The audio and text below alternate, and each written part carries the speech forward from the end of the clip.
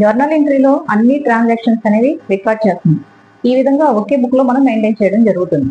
ఇది small business కి అయితే గనక నెంబర్ ఆఫ్ ట్రాన్సాక్షన్స్ అనేవి డైలీ కొంచెం తక్కువగానే ఉంటాయి కాబట్టి ఒకే బుక్ మెయింటైన్ చేసినా వాళ్ళకైతే ఎలాంటి ప్రాబ్లం అనేది ఉంది. మరి బిగ్ కన్సర్న్స్ కి అంటే చాలా పెద్ద ఆర్గనైజేషన్ కి వచ్చేటప్పటికి రోజు ట్రాన్సాక్షన్స్ అనేవి చాలా మొత్తంలో జరుగుతూ ఉంటాయి. ప్రతిదీ కూడా రికార్డ్ చేసుకోవాలి కాబట్టి రికార్డ్ చేస్తారు. మనకి ఏంటి అంటే కనుక ఒకే బుక్ లో అన్ని ట్రాన్సాక్షన్స్ ఉన్నప్పుడు కొన్ని రోజుల తర్వాత వాటికి సంబంధించి ఏమైనా ఇన్ఫర్మేషన్ కావాలి అంటే మొత్తం ట్రాన్సాక్షన్స్ అన్ని చెక్ చేసుకోవాల్సి ఉంటుంది. ఇంతకుముందు చెప్పినట్లుగా స్మాల్ ఆర్గనైజేషన్స్ ఏంటి అంటే కనుక తక్కువ ట్రాన్సాక్షన్స్ కాబట్టి ఈజీగా మనం చెక్ చేయడానికి అవకాశం ఉంటుంది. మరి బిగ్ కన్సర్న్స్ కి నెంబర్ ఆఫ్ ట్రాన్సాక్షన్స్ ఎక్కువ ఉంటాయి కాబట్టి అవన్నీ మరి ఒకే బుక్ లో మెయింటైన్ చేయడం వల్ల ఏమవుతుంది అంటే కనుక అవి వెతకడానికే చాలా టైం అనేది పడుతుంది. అలాగే చాలా డిఫికల్టీగా కూడా ఉంటుంది.